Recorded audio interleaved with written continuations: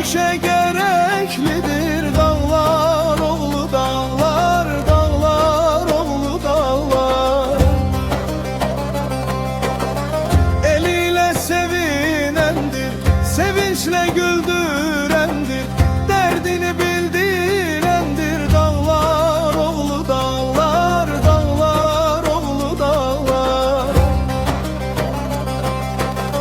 Gerbi Azerbaycanlıdır, Aranlıdır, dağlıdır, yurduna o bağlıdır dağlar oğlu dağlar, dağlar oğlu dağlar, dağlar oğlu dağlar, dağlar oğlu dağlar.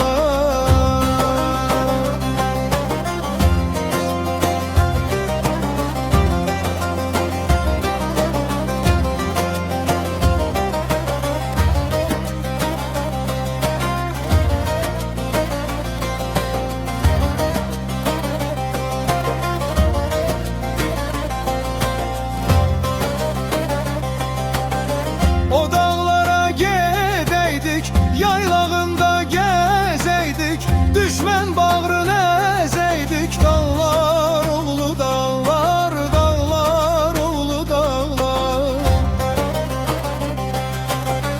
Kurban Seyyah söyleyir, arzuları Çin olsun, Allah hele gün olsun, elim obam var olsun, düşmenimiz kar olsun, yurdu tar